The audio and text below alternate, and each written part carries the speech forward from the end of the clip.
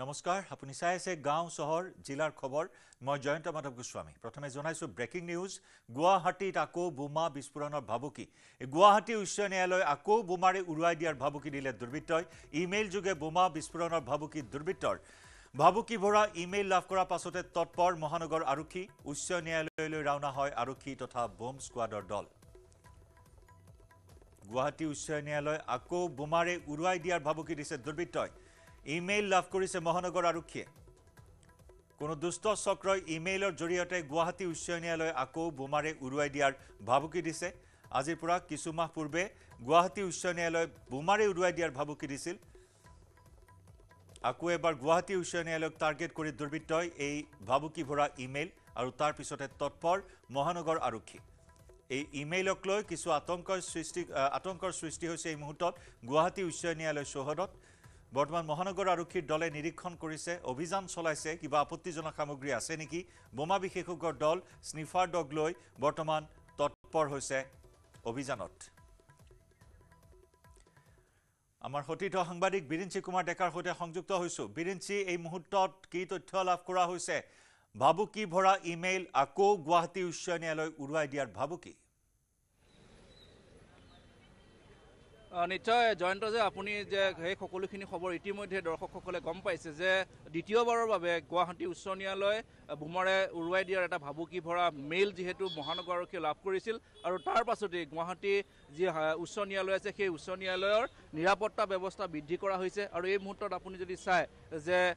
যিগৰাকী central DCP Amitabh বসুমতাৰীৰ নেতৃত্বত এটা দলে আহি ইতিমধ্যে সকলোখিনি নিৰাপত্তাৰ সকলোখিনি দিশ পুংখানুপুংখভাৱে তেওঁলোকে চাইছে যে ক'ৰবাত কিবা আপত্তিজনক বস্তু উদ্ধাৰ আছে নেকি বা ক'ৰবাত কোনোবাই সংস্থাপিত কৰিছে নেকি আচলতে এই মুহূৰ্তত এটা কথা আচলতে ক'ব পৰা যায় প্ৰায় 2-3 মাহ পূৰ্বে এনেধৰণে গুৱাহাটীৰ এটা অভিজাত শ্বপিং মললৈ এনেধৰণৰ এটা ভাবুকি ভৰা মেইল আহিছিল তাৰ পৰৱৰ্তী সময়ত যেতিয়া তাত সকলোখিনি পৰীক্ষা নিৰীক্ষা কৰা হ'ল আৰু সেই মেইলটো যে আচলতে ভুৱা আছিল সেই কথাখিনি পৰৱৰ্তী সময়ত স্পষ্ট হ'ল আৰু একেধৰণে কেইদিনমান পূৰ্বে মাত্ৰ গুৱাহাটী উচ্চ ন্যায়ালয়লৈ এনেধৰণৰ এটা ভাবুকি ভৰা মেইল আহিছিল যে বোমাৰে উৰুৱাই দিব গুৱাহাটী উচ্চ ন্যায়ালয় তাৰ পাছতেই বিশেষ শাখাৰ লোক বা অৰ্ধসামৰিক বাহিনী এনেধৰণৰ লোক বোমা বিশেষজ্ঞ আহি সকলোখিনি পুংখানুপুংখভাৱে চালে কিন্তু তেনেধৰণৰ কোনো আপত্তিজনক সামগ্ৰী আচলতে উদ্ধাৰ নহ'ল এয়া আচলতে এটা দুষ্ট চক্ৰৰ যে গুৱাহাটী মহানগৰ আৰক্ষীক যে আচলতে ব্যতিব্যস্ত কৰি তোলাৰ এটা পণ সেই কথাখিনি আচলতে তেতিয়াই স্পষ্ট হৈছিল আৰু এই মুহূৰ্তত আপুনি যদি চায় যে গুৱাহাটী উচ্চ ন্যায়ালয়ৰ যি নিৰাপত্তাৰ দায়িত্বত যিসকল আৰক্ষী থাকে তেওঁলোকক সেই তাৰ সংখ্যা বঢ়াই দিয়া হৈছে অৰ্ধসামৰিক বাহিনী নিয়োগ কৰা হৈছে আৰু যি আচলতে প্ৰৱেশ পথ আছে যোনফালেৰে যিসকল লোক আহে সেই প্ৰৱেশ পথসমূহত আচলতে নিৰাপত্তাৰ ব্যৱস্থা অধিক কটকটীয়া কৰি তোলা হৈছে যাতে কোনো আপত্তিজনক বস্তু লৈ সোমাব নোৱাৰে কোনো ধৰণৰ সন্দেহজনক লোকে যাতে টহল দিব নোৱাৰে সেই সকলোখিনি আচলতে মহানগৰ আৰক্ষীয়ে এই মুহূৰ্তত চাই আছে কিন্তু সমান্তৰালভাৱে এটা কথা যে এয়া আচলতে এটা দুষ্ট চক্ৰহে আচলতে এই ধৰণে বাৰে বাৰে গুৱাহাটী মহানগৰ আৰক্ষীক আচলতে ব্যতিব্যস্ত কৰিবৰ কাৰণে এনেধৰণৰ এটা মেইল দিয়ে তেনেধৰণৰ যিহেতু ইয়াৰ পূৰ্বে যিকেইটা মেইল আহিছিল গুৱাহাটী বোমা দিম বুলি আচলতে যি ধৰণৰ এটা মেইল দিছিল সেইকেইটাৰ কিন্তু কোনো ধৰণৰ তেনেধৰণৰ একো সামগ্ৰী উদ্ধাৰ কৰিব পৰা নগ'ল বা সেই মেইলৰ যি গৰাকী সেই মেইলটো যিকেইটা ঠিকনাৰ পৰা আহিছিল তাৰ কোনো ধৰণৰ নিৰ্দিষ্ট ঠিকনা আচলতে গুৱাহাটী মহানগৰ আৰক্ষীয়ে বিচাৰি উলিয়াব নোৱাৰিলে গতিকে এই ক্ষেত্ৰত এটা ভাৱ হয় যে মহানগৰ আৰক্ষীক এনেধৰণে কিছু পৰিমাণে ব্যস্ত কৰি ৰাখিবৰ বাবে কোনো দুষ্ট চক্ৰই হয়তো এনেধৰণে ভাবুকি ভৰা মেইল হয়তো দিব পাৰে কিন্তু সমগ্ৰ বিষয়টোক গুৰুত্ব সহকাৰে লৈছে এই বিষয়টোক ওলাই কৰা নাই মহানগৰ আৰক্ষীয়ে যাতে আৰক্ষীৰ কোনো সুৰুঙা থাকিলে হয়তো তেনেধৰণৰ এটা ঘটনা সংঘটিত হ'লে নিশ্চয়কৈ এক ভয়াৱহ ঘটনা সংঘটিত হ'ব গতিকে সমগ্ৰ বিষয়টো গুৰুত্ব সহকাৰে লৈছে মহানগৰ আৰক্ষীয়ে গতিকে সকলোখিনি নিৰাপত্তা ব্যৱস্থা যে গুৱাহাটী উচ্চ ন্যায়ালয় দুটাকৈ যিহেতু বিল্ডিং এটা নতুন বিল্ডিং এটা পুৰণা বিল্ডিং দুইটা বিল্ডিঙতে পৰ্যাপ্ত পৰিমাণৰ আৰক্ষী এই মুহূৰ্তত মোতায়েন কৰা হৈছে বিশেষ শাখাৰ লোকসকল ভিতৰত সোমাই আছে তেওঁলোকে পুংখানুপুংখভাৱে মেটেল ডিটেক্টৰ দি সকলোখিনি পৰীক্ষা কৰি আছে ডিচিপিগৰাকীয়ে নিজে সেই নিৰাপত্তাৰ সকলোখিনি দিশ আচলতে তন্নতন্নকৈ চাই আছে গতিকে এই মুহূৰ্তলৈকে কিন্তু কোনো ধৰণৰ তেনেধৰণৰ আপত্তিজনক কিবা সামগ্ৰী যে লাভ কৰিছে তাৰ কোনো তথ্য এই মুহূৰ্তলৈকে পোৱা নাই গতিকে হয়তো আৰক্ষীয়ে এটা ষ্টেটমেণ্ট হয়তো দিব পাৰে যে সমগ্ৰ বিষয়টো এটা কোনটো এড্ৰেছৰ পৰা আহিছিল বা কেনেধৰণৰ ঠিকনাৰ পৰা আহিছিল কোনে দিছিল সেই সমগ্ৰ বিষয়টোক লৈ হয়তো কিছু সময়ৰ পাছত মহানগৰ আৰক্ষীয়ে এটা তেওঁলোকে ষ্টেটমেণ্ট দিব তাৰ পাছত স্পষ্ট হ'ব এই ভাবুকি ভৰা মেইল প্ৰকৃততে কোনো উগ্ৰপন্থী সংগঠনৰ পৰা আহিছিল নে কোনো দুষ্ট লোকে প্ৰেৰণ কৰিছিল সেই কথাখিনি স্পষ্ট হৈ পৰিব নিশ্চয় ধন্যবাদ জনাইছো বিৰিঞ্চি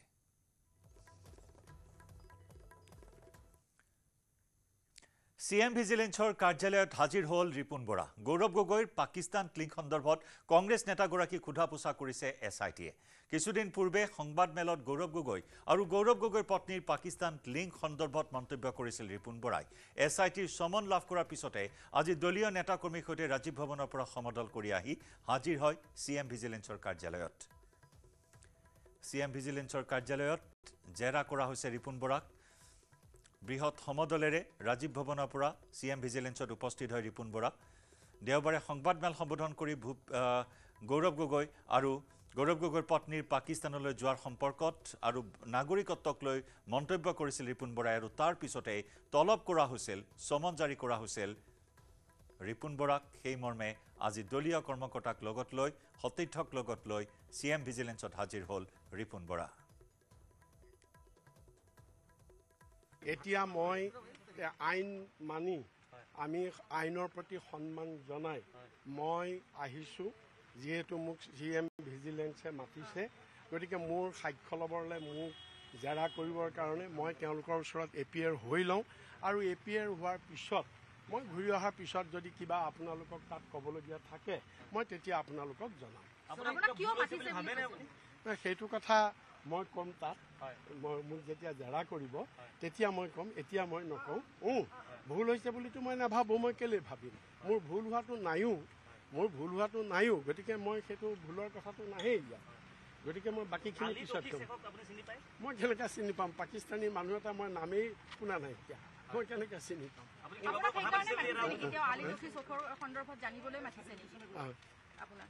নাই, সেইটো লিখিছে তেখেতসকলে, মইতো চিনি নাপাওঁ, জানি নাপাওঁ। মই কোনোদিন পাকিস্তান গৈও পোৱা নাই, গতিকে মই কি ক'ম তাৰ ওপৰত? নাই, মই এই বিষয়ে একো নাজানো। শুনক, আপোনালোকে মোক পুলিচৰ আগতে জেৰা কৰি থাকিলে কিটো হ'ব? মই যিটো নাজানো, মই যিটো ক'ব লাগে তাত ক'ম আৰু ঘূৰি আহি আপোনালোকক ক'ম। ইফালে গৌৰৱ গগৈৰ পাকিস্তান লিংক বিতৰ্কক লৈ তোলপাৰ হৈ আছে সমগ্ৰ ৰাজ্য। গৌৰৱ গগৈয়ে পাকিস্তানলৈ যোৱাৰ কথা স্বীকাৰ কৰাৰ পিছতে তীব্ৰ কটাক্ষ কৰে মুখ্যমন্ত্ৰী হিমন্ত বিশ্ব শৰ্মাই। গৌৰৱ গগৈক পাকিস্তানী এজেণ্ট আখ্যা দি 10 ছেপ্টেম্বৰত সকলো তথ্য ৰাজহুৱা কৰাৰ হুংকাৰ দিয়ে মুখ্যমন্ত্ৰীয়ে। जब वे उस संस्था में थे तो मैं भी आज से 11 साल पहले 12 साल पहले, मुझे भी याद नहीं अभी ढंग से, 2013 की बात, मैं भी 2013 में एक बार जब उनके साथ में गया. That is only 10% of it. So what I am going to reveal on 10th September, Rahul Gandhi will regret for his life that why I have appointed this guy as a deputy leader in the parliament and the president of Assam Congress Committee. बहुत ही एक C grade Bollywood cinema बना रहे हैं जिसका release date उन्होंने 10 सितंबर को दिया है, जो पूरी तरीके से फ्लॉप होने वाला है. असम के लोगों को ये सब पता है. The citizenship of my members of my family, I believe that's a very private and personal matter. But the facts are now out here. It is for the chief minister that if he has found something illegal to make those facts public. I wait till 10 September. Is this a cinema going on? कोई picture चल रहा है क्या कि 10 सितंबर में आपको पता चलेगा? ऐसा एक इतना संवेदनशील मामला है राष्ट्रीय सुरक्षा का, क्रॉस बॉर्डर कोऑपरेशन का, तो आप तो एकदम सीरियसली लेना चाहिए और 11 साल से क्या कर रहे हैं वो भी बताना चाहिए. যেতিয়া একেবাৰে মানুহ এজন নিলজ্জ হৈ যায়, কোনো লিমিট নাথাকে, তেতিয়া কয় যে মোৰ ল'ৰাও বিদেশী, মোৰ ঘৈণীও বিদেশী, ছোৱালীও বিদেশী, কি কৰ কৰ. তো সেইটো একদম যেতিয়া এটা মানুহ নিলজ্জতাৰ শেষ পৰ্যায়ত যায় যে ইয়াতকৈ আৰু নিলাজ নাই, তেতিয়া মানুহ এটাই কয়. আজি যদি কোনোবা এটা মানুহে কয় যে মই অসমীয়া বিৰোধী হয়, মোক কি কৰিবি কৰ, তেতিয়াতো আৰু কোনো একো কৰিব নোৱাৰে. আজি যিখিনি কৈছোঁ 10%, মই আজি আপোনালোকক ডিৰেক্টলি কৈছোঁ যে his wife and he is very deeply involve in anti India activity and I am going to prove it. তেওঁ যিটো পাকিস্তানত গৈছে, মই আজি আকৌ এবাৰ কৈছোঁ, মোৰ কথা প্ৰত্যেকটোৱে সঁচা আছে. ঘৈণীয়েকৰ লগত সেইটো কোনো সম্পৰ্ক নাছিল. That was his on independent visit. এই মানুহজন খোল্লা পাকিস্তানৰ এজেণ্ট হয় আৰু বহুত ডিপলি ৰোটেড। ইফালে গৌৰৱ গগৈৰ পাকিস্তান বিতৰ্কক লৈ প্ৰতিক্ৰিয়া প্ৰকাশ কৰিছে প্ৰদেশ কংগ্ৰেছৰ প্ৰাক্তন সভাপতি ভূপেন বৰাই। গৌৰৱ গগৈ ডাঙৰীয়া নিজে কৈছে গৌৰৱ গগৈ ডাঙৰীয়া নাই কৰা। গৌৰৱ গগৈ ডাঙৰীয়া নিজে কৈছে যিহেতু SIT দিছে, SITয়ে ৰিপৰ্ট দিয়ক। SIT দিয়া আমি কংগ্ৰেছে বিৰোধিতা কৰা নাই, গৌৰৱ গগৈৰ বিৰোধিতা কৰা নাই।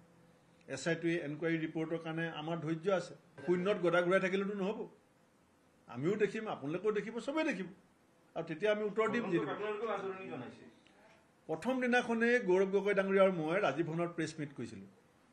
এতিয়া বহুতে ক'ব খোজে যে APCC মৌন আছিলে। মই সভাপতি হিচাপে গৌৰৱ গগৈ ডাঙৰীয়াক কাষত বহাই এই বিষয়টো তদন্ত কৰিছোঁ আৰু অসমৰ ৰাইজক মই কৈছিলোঁ যে গৌৰৱ গগৈ কিয় উত্তৰ দিব লাগে, কেলৈ SIT আহিব, অহাৰ পাছত আমি উত্তৰ দিবলৈ বাধ্য হ'ম। তথাপিতো গৌৰৱ গগৈ ডাঙৰীয়াই কালি উত্তৰ দিছে। মই কিন্তু আপত্তি কৰিছিলোঁ যে উত্তৰ দিব নালাগে, তুমি লেট SIT ৰিপৰ্ট কাম। গতিকে এতিয়া তেওঁ সভাপতি হৈছে, গতিকে তেওঁ উত্তৰ দিছে। তেতিয়া মই সভাপতি আছিলোঁ, মই মানা কৰি থৈছিলোঁ। সেইকাৰণে কোনো অধৈৰ্য হ'ব নালাগে, মূল বিষয়বিলাকৰ পৰা আমি ফালৰি কাটিব নালাগে। এনেকুৱা এটা পৰিৱেশ বনাইছে যে গৌৰৱ গগৈক বাদ দিয়াৰ অসমত কোনো সমস্যা নাই। এইটো ৰাজ্যখনৰ কাৰণে ভাল কথা হোৱা নাই। সেইটো এটা কথা হ'বও পাৰে, সেইটোৰ ওপৰত SITয়ে যি ক'ব আমি চবেই দেখিম, চবেই শুনিম, তাৰপিছত আমি কি কৰিব লাগে আমি দল হিচাপে কৰিম। সেইটো আপুনি SITক দি দিলে, আপুনি এতিয়া SIT মুখপাত্ৰ আপুনি কেলৈ হৈছে? দুলীয়াজান ছাত্ৰ সন্থাত পদত্যাগৰ ধুমুহা, 100ৰো অধিক আছুৰ বিষয়ববী আৰু কৰ্মীৰ সমূহীয়া পদত্যাগ। দুলীয়াজান আঞ্চলিক ছাত্ৰ সন্থাৰ সভাপতি দিগন্ত বৰা, সাহিত্য সম্পাদক সমীৰণ মিশ্ৰ, নাওহলীয়া শাখা ছাত্ৰ সন্থাৰ সভাপতি ৰোহিত ইন্দুৱাৰ, সাধাৰণ সম্পাদক অৰুণ চুব্বা, ভাদৈ শাখা ছাত্ৰ সন্থাৰ সাধাৰণ সম্পাদক আনন্দ কুৰ্মীৰ লগতে 30গৰাকীৰো অধিক আছু কৰ্মীৰ একেলগে পদত্যাগ। দুলীয়াজান আঞ্চলিক ছাত্ৰ সন্থাৰ ভাৰপ্ৰাপ্ত সভাপতি কুণাল মাকৰাৰী আৰু সাধাৰণ সম্পাদক সমীৰণ গগৈৰ হাতত পদত্যাগ পত্ৰ প্ৰদান কৰে। কেন্দ্ৰীয় নেতৃত্বৰ বিৰুদ্ধে ক্ষোভ উজাৰি সমূহীয়াকৈ পদত্যাগ কৰে দুলীয়াজান আছুৰ বিষয়ববীয়াই।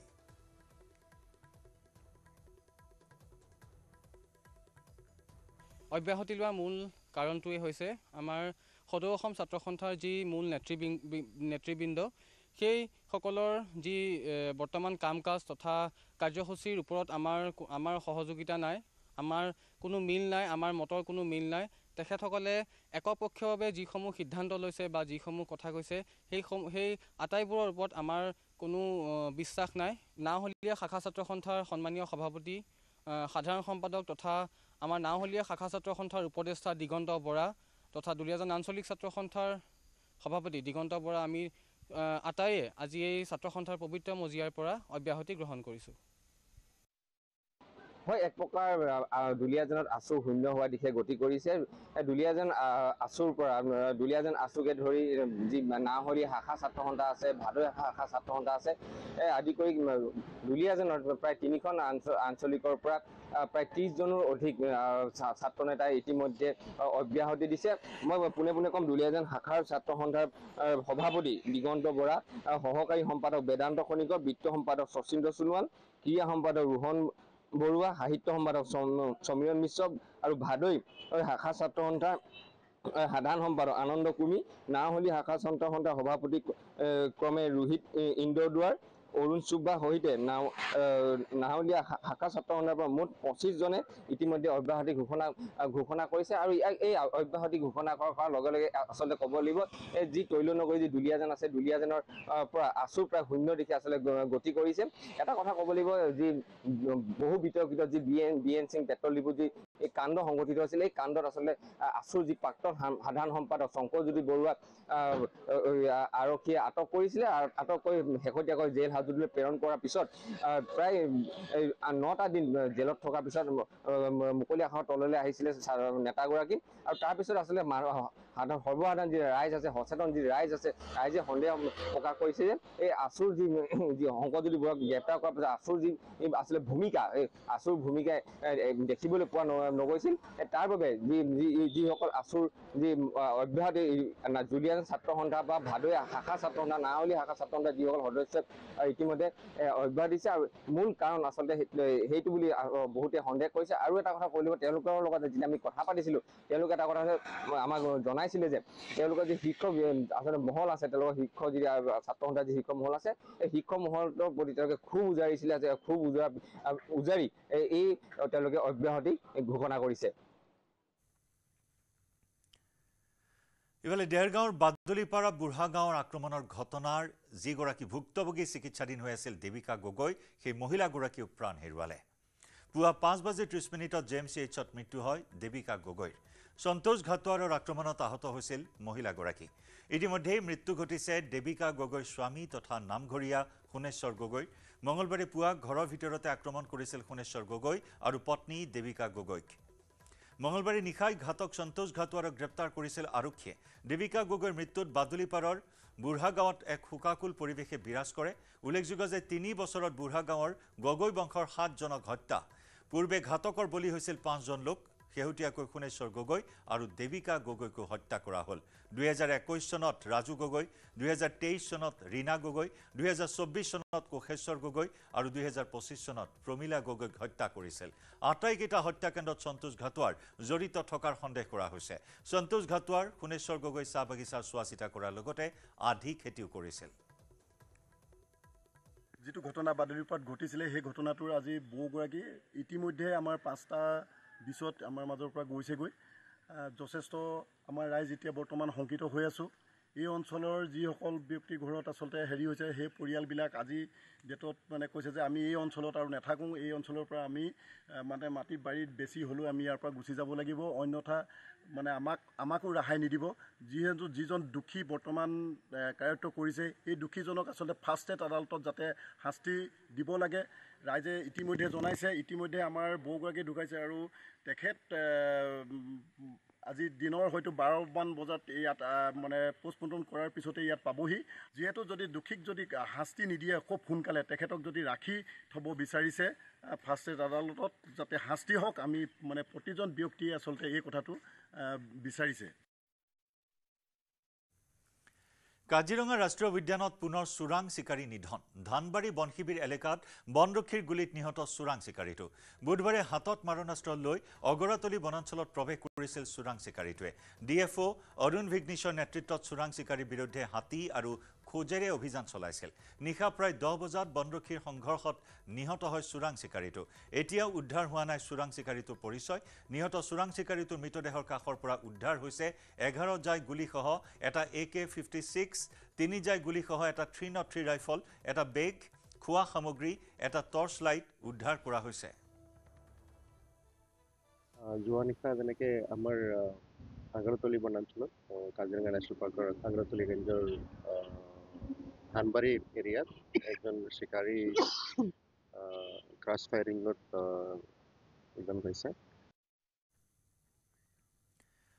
সৰুসজাই ইন্দিৰা গান্ধী ক্ৰীড়া প্ৰকল্প অৰ্জুন ভোগেশ্বৰ বৰুৱা স্পৰ্টছ কমপ্লেক্স নামেৰে নামাকৰণ কৰিবলৈ লোৱা চৰকাৰৰ সিদ্ধান্তক আদৰণি জনাইছে বিশিষ্ট ক্ৰীড়াবিদগৰাকীয়ে। অনাগত দিনত অৰ্জুন ভোগেশ্বৰ বৰুৱা নামেৰে নামাকৰণ কৰা স্পৰ্টছ কমপ্লেক্সটোত যাতে এনেই পেলাই থোৱা নহয়, তাৰ বাবেও তেওঁ পৰামৰ্শ আগবঢ়ায়। খেলুৱৈসকলে সঠিক ব্যৱহাৰ কৰিলেহে সাৰ্থক হ'ব বুলি মন্তব্য প্ৰকাশ কৰিছে ভোগেশ্বৰ বৰুৱাই। এই ক্ষেত্ৰত ক্ৰীড়া বিভাগ তথা চৰকাৰৰ সৈতে আলোচনা কৰিব বুলিও তেওঁ সদৰি কৰে।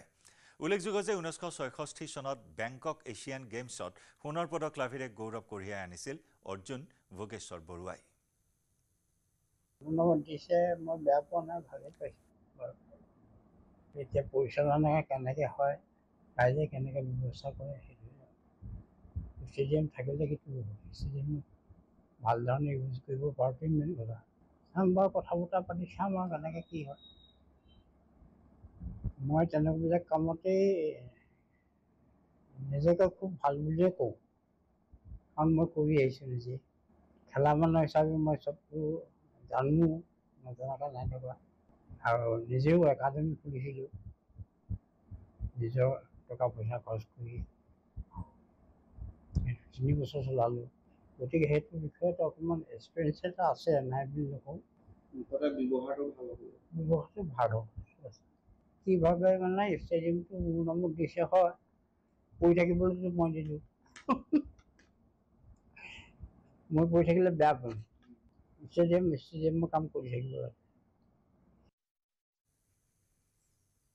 মানস ৰাষ্ট্ৰীয় উদ্যানত এক শিহৰণকাৰী ঘটনা পৰ্যটকৰ বাহনত আক্ৰমণ এটা প্ৰকাণ্ড গঁড়ৰ মানসৰ বাঁহবাৰী ৰেঞ্জত সংঘটিত হয় এই ঘটনা এজন পৰ্যটকৰ কেমেৰাত বন্দী হ'ল গঁড়ে আক্ৰমণ কৰাৰ দৃশ্য গঁড়ৰ আক্ৰমণৰ পৰা কথম্পি প্ৰাণ ৰক্ষা পৰে পৰ্যটকৰ দলটোৰ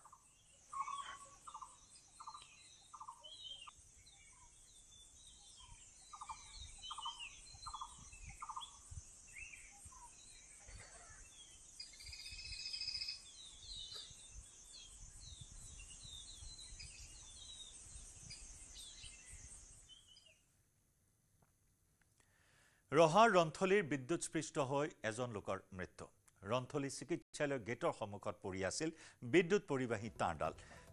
মৃত লোকজন কটকগুৰিৰ হাটবৰৰ দেহেশ্বৰ গাঁওখোৱা পুৱা লোকজনে চাইকেল চলাই পাৰ হ'বলৈ লওঁতেই সংঘটিত হ'ল এই অঘটন শক্তি বিভাগ আৰু চিকিৎসালয় কৰ্তৃপক্ষৰ গাফিলতিৰ বাবে দেহেশ্বৰ গাঁওখোৱাৰ মৃত্যু হোৱাৰ অভিযোগ ঘটনা সংঘটিত হোৱাৰ এঘণ্টাৰ পাছতে ঘটনাস্থলীত উপস্থিত হয় ৰহা আৰক্ষী মানুহ দুজনে ক'লে ককাই মানুহ এজন মন্দিৰৰ মুখত মৰি আছে লাইনৰ তাৰত লাগি গ'লে মই চালোঁ যে মানুহজন চিনাকি মানুহে মোৰ ঘৰ ৰন্থলী হস্পিটেলৰ লগতে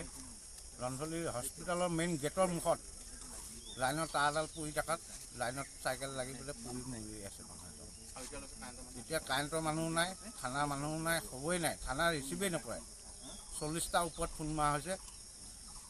চিটি বৰ্ডলৈ 2 ঘণ্টাৰ পিছত চিটি বৰ্ডে লাইন কাটিছে এতিয়া কাটিছে কি নাই এতিয়াও বিশ্বাস নাই গাড়ী চালেহে গম পোৱা যাব আৰু এজন মৰিলেহে ধৰি লওক লাইনটো কাটিছে বুলি বিশ্বাসটো লওঁ বিদ্যুৎ বিভাগ ইমান হেমাহি থানা কোনো কামেই নাই মানস ৰাষ্ট্ৰীয় উদ্যানৰ এটি ভাল লগা দৃশ্য বাঁহবাৰী ৰেঞ্জত হাতী পোৱালিৰ সৈতে মহিলা বনকৰ্মীৰ ধেমালি হাতী পোৱালি খাদ্য খুৱালে মহিলা বনকৰ্মীয়ে উল্লেখযোগ্য যে মাতৃৰ পৰা বিচ্ছিন্ন হোৱা 3টা হাতী পোৱালিক পোহপাল দি আহিছে ৰাষ্ট্ৰীয় উদ্যানখনৰ কৰ্মচাৰীসকলে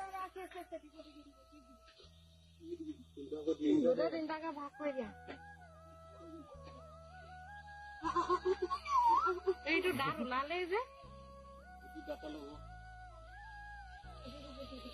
এই ওলাব খুজিছে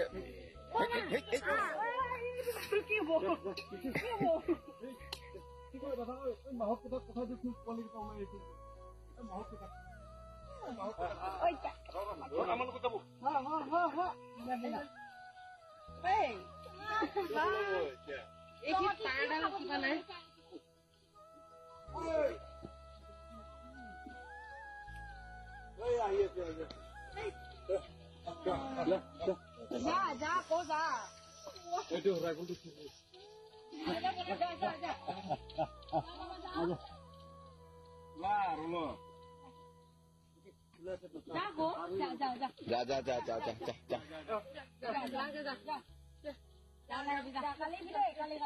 কালি চকলেট আনি দিব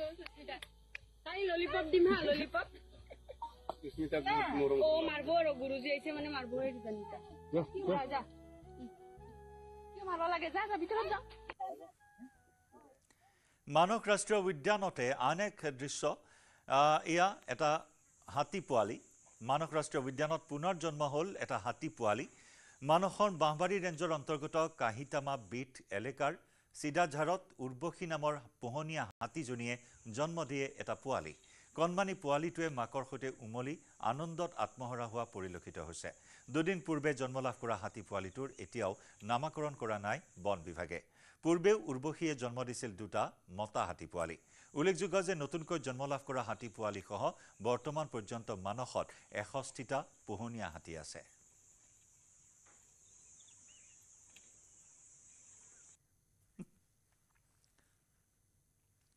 কাজিৰঙা ৰাষ্ট্ৰীয় উদ্যানত এক মনোমোহা দৃশ্য এখন বিলত বিচৰণ কৰি থকা বনৰীয়া মহ আৰু হাতীৰ কাষত দেখিবলৈ পোৱা হ'ল এটা ঢেকিয়াপতীয়া বাঘ কহৰা বনাঞ্চলত টুৰিষ্ট গাইড বিশ্বজিৎ ছেত্ৰীৰ কেমেৰাত বন্দী হ'ল এই দৃশ্য বনৰীয়া মহ আৰু হাতীৰ জাকক ভ্ৰুক্ষেপ নকৰি নিজৰ পথত আগবাঢ়ি গ'ল বাঘটো বিপৰীতে সম্ভাৱ্য বিপদ দেখি হাতী জাকটো লাহে লাহে আঁতৰি গ'ল যদিও বিপদ ৰুধিবলৈ যুদ্ধংদেহী ভাৱেৰে বাঘটোৰ দিশে আগবাঢ়ি গ'ল দুটা মহ কিন্তু গহীন গম্ভীৰ খোজেৰে ঘাঁহনিৰ মাজত সোমাই গ'ল বাঘটো এই দৃশ্য দেখি আপ্লুত হৈ পৰিল পৰ্যটক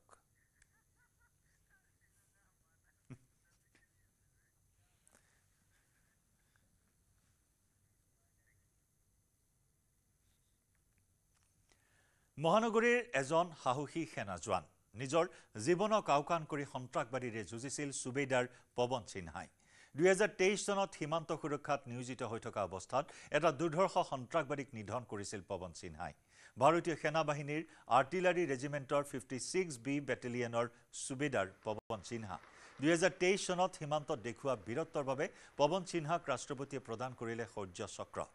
এইগৰাকী বীৰ জোৱানক লৈ আজি গৌৰৱ কৰিছে হাটগাঁওবাসীয়ে আগবঢ়াইছো আমাৰ সাংবাদিক অজয় বৰ্মনৰ প্ৰতিবেদন স্বদেশ স্বজাতিৰ ৰক্ষাৰ হকে বহু লোকে নিজৰ প্ৰাণ বলিদান দিছে বহু লোকে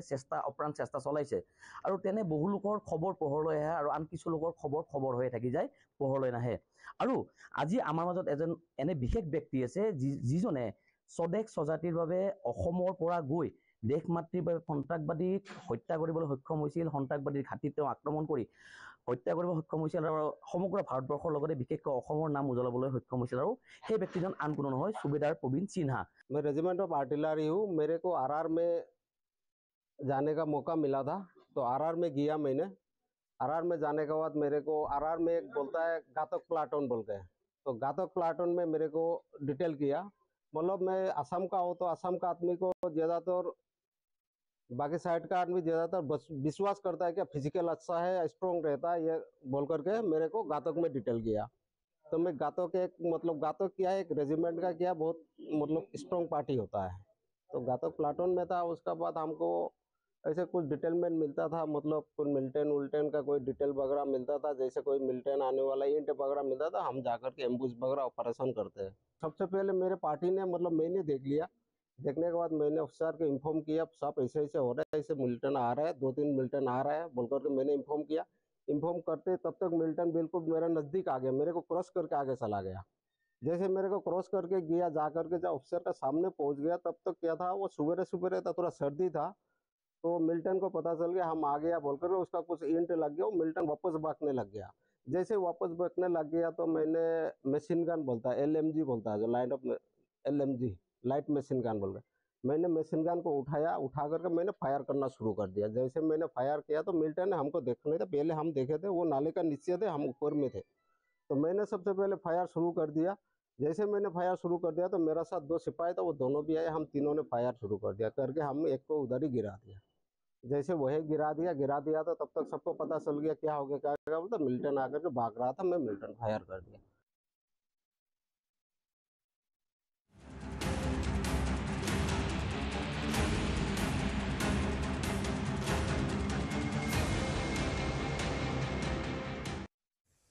এজাক বৰষুণতে স্মাৰ্ট মহানগৰীত আকৌ অভাৱনীয় পৰিস্থিতি মহানগৰ যেন আকৌ পৰিণত হ'ল মহাসাগৰত কৃত্ৰিম বানৰ কবলত মহানগৰীৰ প্ৰায় অধিকাংশ অঞ্চল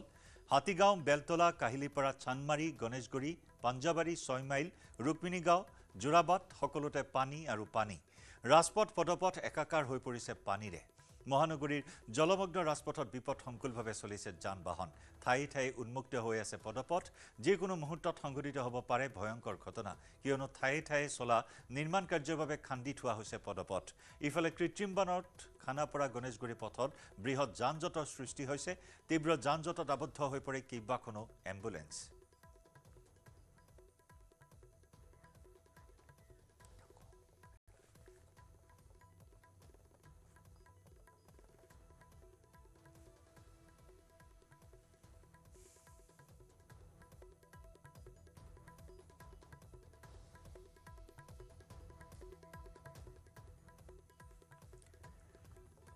আৰু পুৱাই অহা এজাক ধাৰাসাৰ বৰষুণৰ ফলত জোৰাবাটত পুনৰ কৃত্ৰিম বান মেঘালয়ৰ পৰা নামি অহা পানীৰ ঢলে বুৰাই পেলাইছে 27 নম্বৰ আৰু 6 নম্বৰ ৰাষ্ট্ৰীয় ঘাইপথ জোৰাবাট উৰণ সেতুৰ তলত সাগৰ সদৃশ পৰিৱেশ কৃত্ৰিম বানৰ ফলত আজিও তীব্ৰ যানজঁটৰ সৃষ্টি হয় জোৰাবাটত উজনিমুৱা নামনিমুৱা যাত্ৰীসকলে চৰম দুৰ্ভোগ ভুগিবলগীয়া হ'ল জোৰাবাটত ইফালে পুনৰ এজাক বৰষুণৰ ফলত কৃত্ৰিম বানৰ সৃষ্টি হৈছে গুৱাহাটী মহানগৰীৰ ভিন্ন প্ৰান্তত হাতীগাঁও ৰাজপথত আজিও সাগৰ সদৃশ বান কৃত্ৰিম বানৰ ফলত স্কুল কলেজৰ ছাত্ৰ ছাত্ৰীসকল আবদ্ধ হৈ থকাৰ লগতে একাংশ যান বাহন বিকল হৈ পৰে কৃত্ৰিম বানৰ কবলত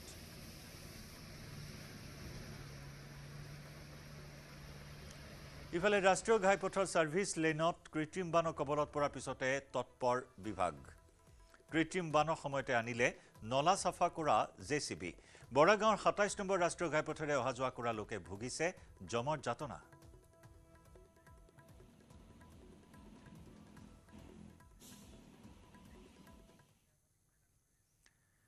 লখিমপুৰত মৰেল পুলিচিঙৰ ঘটনা তিনিটা কিশোৰক হাত ভৰি বান্ধি প্ৰহাৰ কৰিলে একাংশ লোকে চুৰিৰ অপৰাধত তিনি কিশোৰক বেয়াকৈ প্ৰহাৰ কৰে একাংশ উন্মত্ত লোকে সামাজিক মাধ্যমত ভিডিঅ' ভাইৰেলৰ পাছতে তীব্ৰ প্ৰতিক্ৰিয়া লখিমপুৰৰ শনি মন্দিৰৰ সমীপত ঘটিল এই ঘটনা অভিযুক্ত লোককেইজনৰ বিৰুদ্ধে এজাহাৰ দাখিল ইতিমধ্যে তিনিজন অভিযুক্তক আটক কৰিছে লখিমপুৰ আৰক্ষীয়ে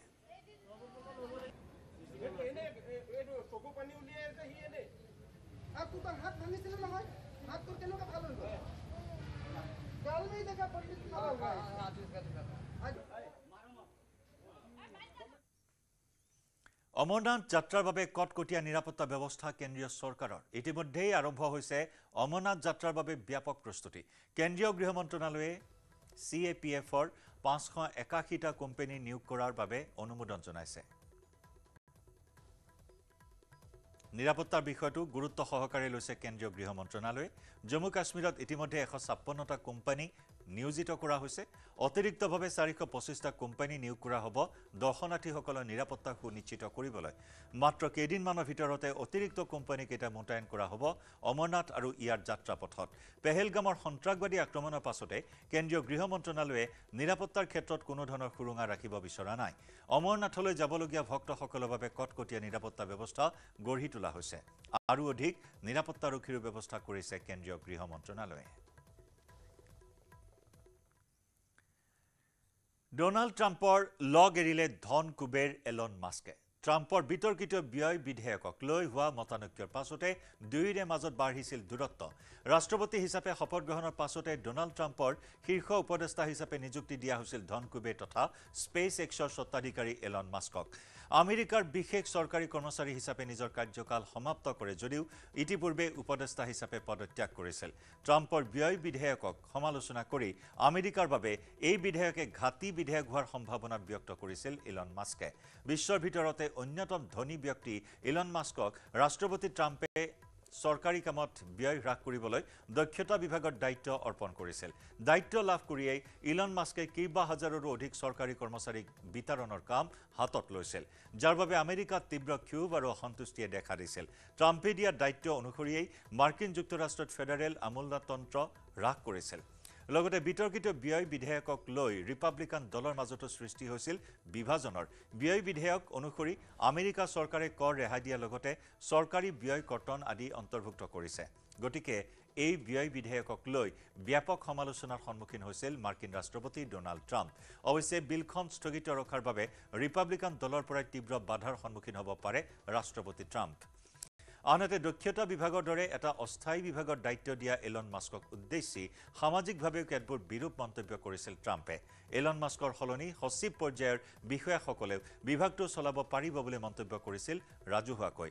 এই বিভাগটোৰ অধীনত লাখ লাখ চৰকাৰী কৰ্মচাৰীক চাকৰিৰ পৰা বৰ্খাস্ত কৰিছিল ইলন মাস্কে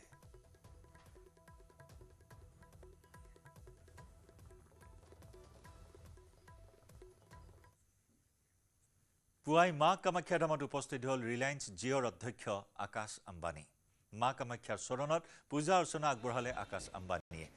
ৰিলায়েন্সৰ অধ্যক্ষ মুকেশ আম্বানীৰ বৰপুত্ৰ আকাশ আম্বানী আজি পুৱাই কামাখ্যা ধামত উপস্থিত হয় কটকটীয়া নিৰাপত্তাৰ মাজেৰে তেওঁ কামাখ্যা ধামত উপস্থিত হৈ মা কামাখ্যাৰ আশীষ গ্ৰহণ কৰিলে IPLত মুম্বাই ইণ্ডিয়ানছৰ দলটোৰ ভাল পাৰদৰ্শিতাৰ বাবে প্ৰাৰ্থনা জনালে মা কামাখ্যাৰ চৰণত আকাশ আম্বানীয়ে नमो गंगे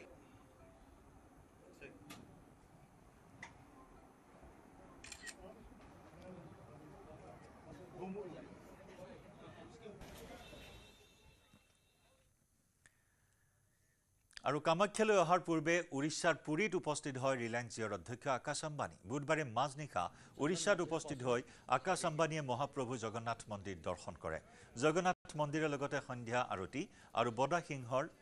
বেচা দৰ্শন কৰে IPLত মুম্বাই ইণ্ডিয়ান্স দলে প্লে অফত প্ৰৱেশ কৰাৰ বাবে মহাপ্ৰভু জগন্নাথ মন্দিৰত তেওঁ আশীষ লয় আকাশ আম্বানীক পুৰোহিত জগন্নাথ কাৰে মন্দিৰৰ সিংহদ্বাৰৰ ওচৰত আদৰণি জনাই খান্দুৱা ফুল আৰু মহাপ্ৰভুৰ প্ৰসাদ প্ৰদান কৰে